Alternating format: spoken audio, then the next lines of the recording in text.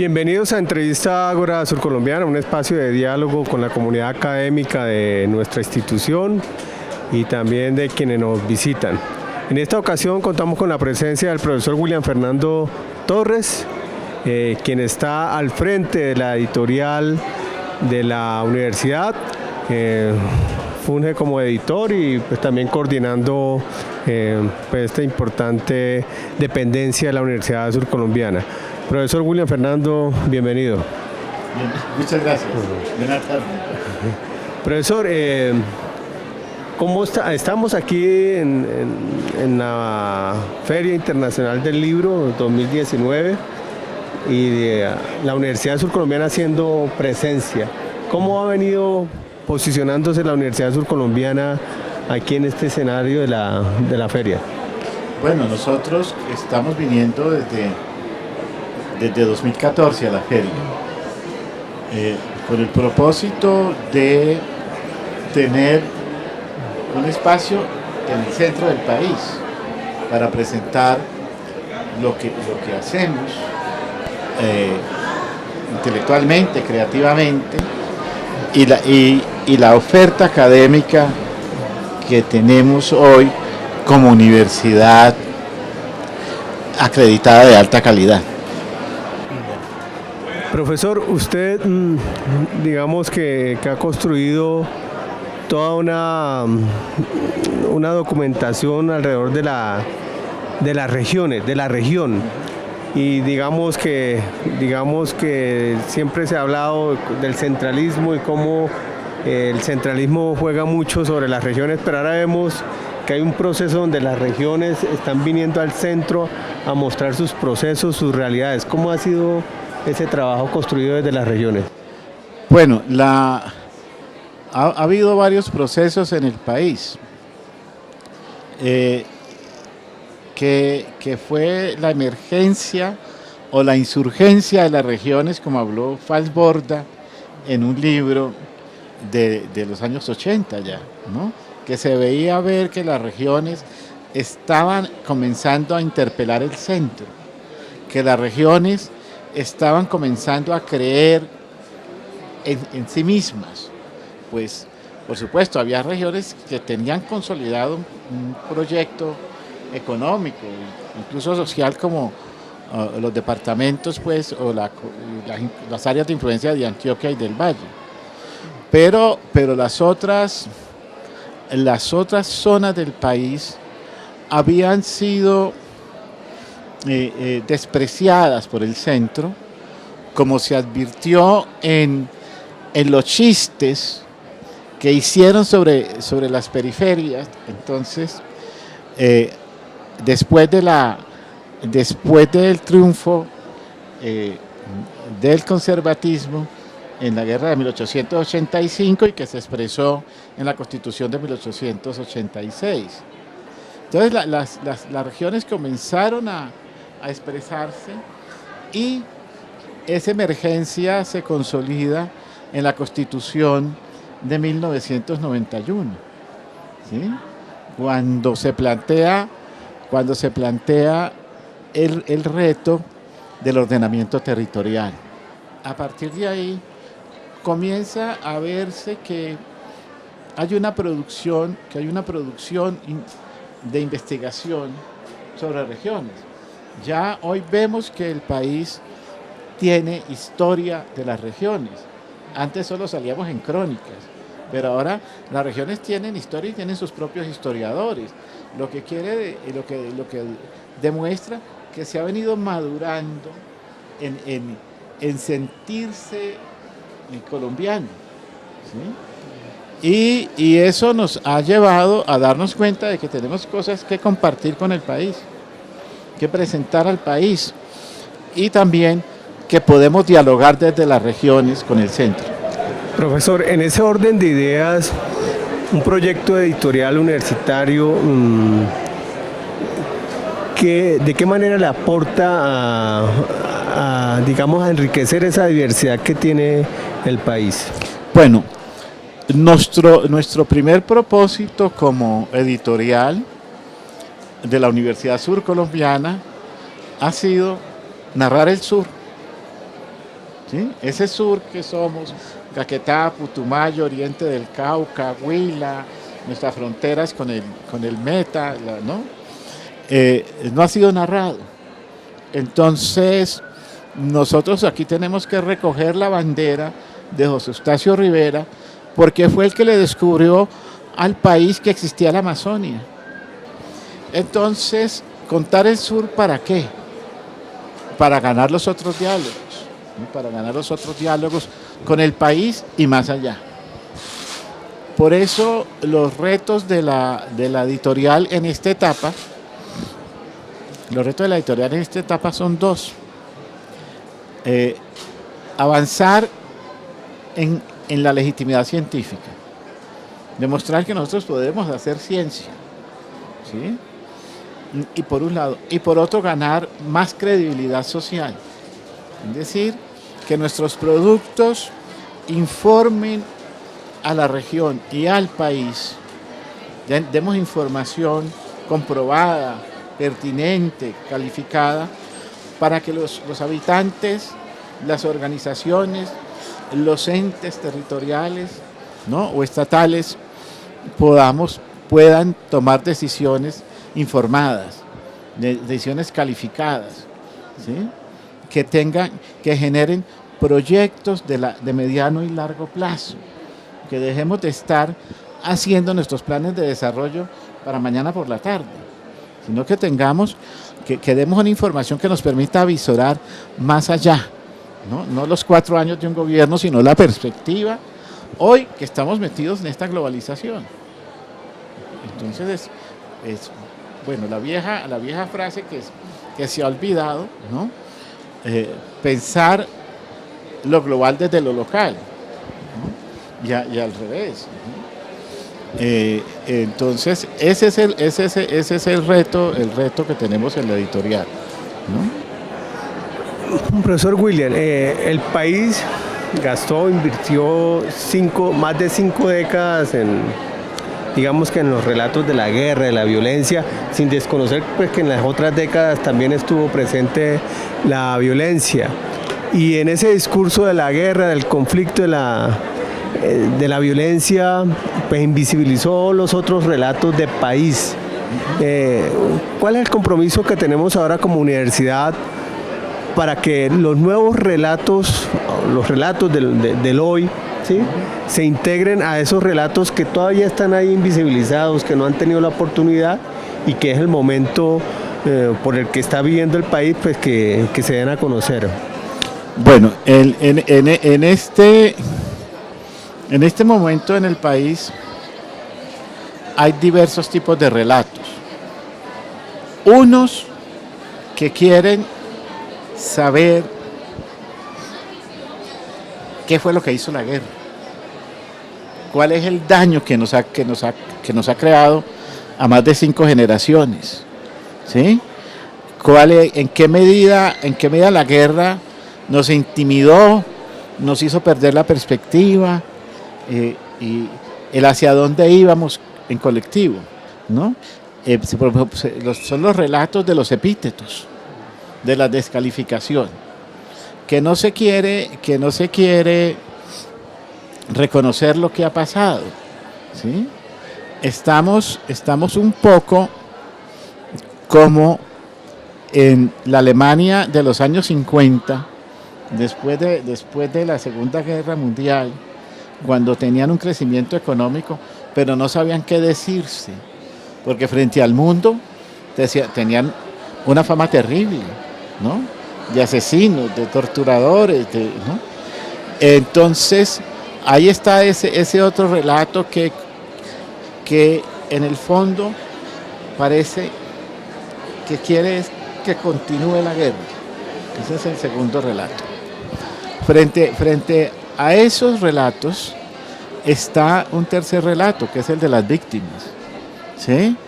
Relatos que son complejos, porque hay víctimas que quieren contar sus dolores, que quieren exponerlos con mucha sinceridad, como elaborar el duelo en colectivo.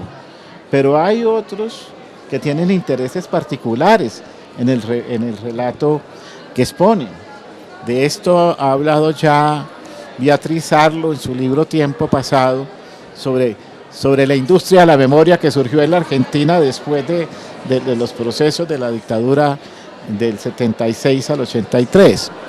Entonces ahí comenzamos a tener unos relatos donde juegan las memorias. Y nos falta hoy es el relato de cómo nos miramos a nosotros, porque tenemos que pararnos en el hoy para pensarnos qué es lo que vamos a legar, ¿sí? ¿Qué es lo que vamos a legar? Entonces se trata de construir relatos que puedan tener el rigor de recoger los dolores, de recoger lo que ha pasado y darles explicaciones. Es lo que necesitamos saber. ¿Quiénes hicieron la verdad? ¿Quiénes hicieron qué cosas? ¿Sí? Pero no es para castigarlos de manera vengativa, sino para entender por qué fuimos capaces de hacer esas maldades. Entonces, ese es el reto que tenemos hoy. ¿Cuál relato construimos hoy sobre nosotros mismos y sobre lo que podemos hacer? Bueno, profesor, lo voy a invitar a que hagamos unos anuncios institucionales y ahora en una segunda parte seguimos este conversatorio.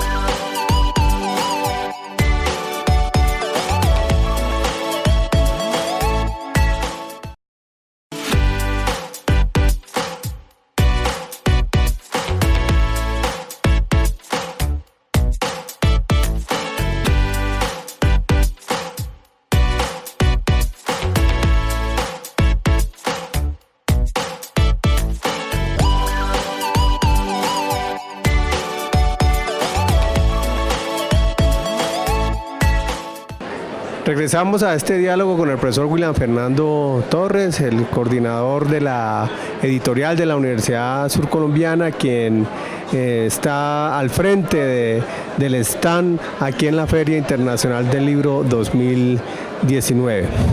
Profesor, en nuestro diálogo venimos sobre los relatos del hoy, que ya, digamos, está dentro de incluso la responsabilidad de las universidades o del sector académico. Y usted nos señala que hay que construir el relato del hoy. Más o menos, ¿qué pista nos puede dar de cómo deben ser esos relatos? Aunque pues ya cerrando el bloque anterior, pues nos dio algunas pistas. Sí. Es decir, Colombia ha cambiado mucho en los últimos 50 años. Nosotros venimos de un mundo rural, donde había otra forma de comunicación más clara, ¿sí? Y de solidaridades, las solidaridades del mundo rural. Pero de la noche a la mañana, esas solidaridades se fueron envenenando, se fueron convirtiendo a la gente en rebaño de partidos políticos que tenían intereses en cómo repartirse la tierra del país, en concentrar la tierra, ¿sí? en ir hacia los monocultivos, en ir hacia las grandes haciendas ganaderas. Entonces, todo este proceso fue transformando el país, y a cada una de nuestras familias, nuestros abuelos, que los vimos crecer maduros, orientándonos a los jóvenes, ¿no? Los abuelos más que tenían una mentalidad de futuro, o los otros autoritarios queriéndonos encerrar en unas prácticas que ya se advertían obsoletas. Entonces venimos de esos viejos, llegamos a unas ciudades que crecieron rápidamente, ¿no? Que crecieron muy rápido. Para mencionar nuestro caso, en el caso de Neiva éramos 33.000 personas a principios de los 50 y en los 70 ya éramos 80.000. Entonces fuimos fuimos por la guerra, fuimos producidos por la guerra, ¿no? Y en 1985 Neiva ya tenía 186.000 personas y en 2005 340.000. Y si nosotros vemos la ciudad, tomamos un mapa de la ciudad, vemos que cada nueva comuna, ¿no?, como se la denominó administrativamente después, surgió de un desplazamiento, ¿sí? Esa ciudad pequeña que era lo que hoy es la Comuna 4, del Magdalena que era la concha acústica o el parque infantil, y de Río Loro a La Toma. Lo que se conoce como Entre Ríos. Sí, Entre Ríos es la otra, es la 3, ¿sí? Bueno, entonces esa fue producto de la gente que llegó en los 50, pero la gente que llegó en la guerra del Caquetá, del gobierno de Turbay y del ministro de Defensa Camacho Leiva, en los 80, nos llegó la gente del Pato, que era donde tenía su presencia las FARC, y la gente del sur del Caquetá, que era donde estaba el M-19, ¿sí? Y luego tuvimos con el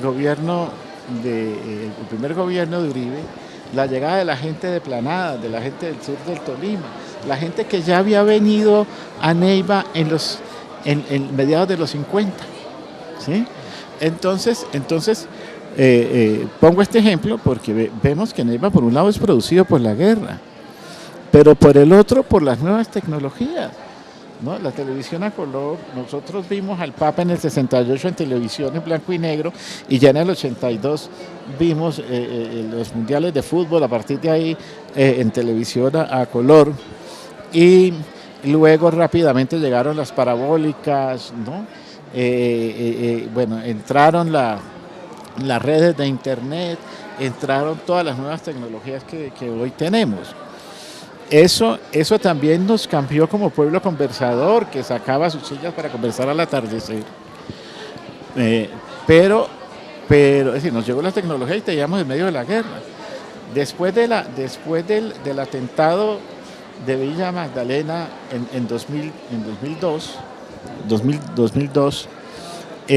la gente no volvió a sacar su silla al jardín, ¿sí? Entonces somos una ciudad producida por la guerra, luego por la tecnología y luego por el consumismo.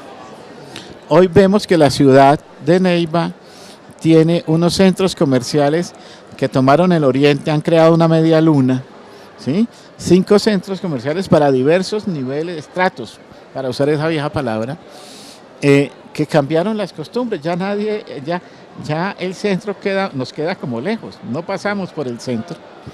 Ya las iglesias católicas, en lugar de dar la misa en la iglesia del barrio, van a los centros comerciales. Entonces, unas ciudades producidas por la guerra, por la tecnología y por el consumo, ¿qué nos ha hecho? De ese mundo rural del que vinimos, ¿no?, ¿a quiénes somos hoy? Entonces la perspectiva es cómo fuimos cambiando las generaciones. Necesitamos construir relatos de generaciones y de género. Cómo cambiaron las mujeres, cómo cambiaron las familias. Y hoy, bueno, nuestros egresados de la Universidad Surcolombiana, se los encuentra uno en Argentina, se los encuentra uno en Uruguay, se los encuentra uno en México, o se los encuentra en Suiza, ¿sí? Es decir, están por el mundo, o se encuentran en Estados Unidos. Entonces estamos conectados con el mundo, ¿no? Nuestros hijos, ¿no?, o los muchachos que están en Estados Unidos, hoy los padres los llaman por WhatsApp y son largas conversaciones, ¿no? Entonces estamos metidos en el mundo. En esos contextos es por eso que tenemos necesidad de hacer frente aquí, de venir al centro a decir, mire, nosotros también tenemos estos diálogos con el mundo. ¿Y qué es lo que vamos a hacer? Esas son las preguntas. ¿Qué es lo que tenemos? Porque por eso se ha dicho que en nuestra zona sur se le ha estigmatizado ¿no? En buena medida, que porque tenemos la guerra, ¿sí? Que porque tenemos la corrupción, que porque tenemos los megaproyectos, ¿sí? Bueno, entonces, todas estas cosas que nos han ocurrido, es decir, estos son los problemas que tiene la agenda mundial. Guerra, bueno, corrupción, que es resultado del narcotráfico, ¿sí? Megaproyectos, eso ha deteriorado el medio ambiente, ha deteriorado nuestras relaciones con la naturaleza, ¿sí? Entonces, hoy lo que vemos en la región es que perdimos las dietas variadas y sanas que teníamos. No tenemos producción limpia. Compramos el 50% de la comida en Colombia hoy se importa, cuando nosotros éramos productores. El segundo, eso lo vemos, el tema de las obesidades en nuestras localidades. Por el otro lado, tenemos el problema de convivencia, que es resultado de nuestra salud mental, que ha sido deteriorada por la guerra. Asimismo, tenemos el problema de pertinencia de la educación, ¿no? Y finalmente, tenemos el problema de falta de liderazgos, ¿no? Falta de liderazgos que estén pensando en el colectivo, ¿no? Entonces, tenemos en la región que estudiar estos problemas, estos tres primeros problemas, y formar los líderes que necesitamos para eso. Bueno, profesor, yo creo que nos quedan muchos relatos en estos programas que siempre tienen limitado su tiempo, pero así de manera breve, no quiero aprovechar lo que usted mencionó sobre el desarrollo de las tecnologías y de las redes sociales, y en ese orden de ideas, y de una manera muy breve, porque ya el tiempo se nos acabó, ¿cuál es el futuro de los proyectos editoriales desde la universidad? Bueno, discúlpame porque nunca podemos hablar de estas cosas y menos contarlo a la imagen y pues, ¿no? Entonces, el futuro de los proyectos editoriales está ligado al futuro de la universidad. Nuestra universidad no ha mirado estos problemas que yo acabo de enunciar en su conjunto, los ha mirado cada facultad por aparte, ¿sí? Y en alguna medida vale decir que nuestra universidad es un archipiélago, cada facultad es una isla y que no dialogamos entre las islas, y eso es un problema que tenemos que superar para ganar interdisciplinariedad. Entonces, nuestra institución tiene que tener un proyecto de largo plazo en el que podamos llegar a la interdisciplinariedad, al pensamiento complejo, y eso es lo que tenemos que poner en nuestros libros, ¿sí?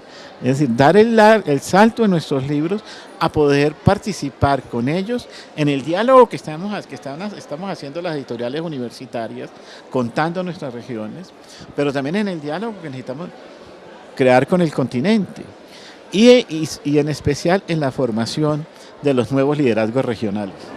Bueno, profesor, muchas gracias por esta conversación, por este diálogo. Muchas gracias, Fernando, por su generosidad en el tiempo y por la invitación. Gracias.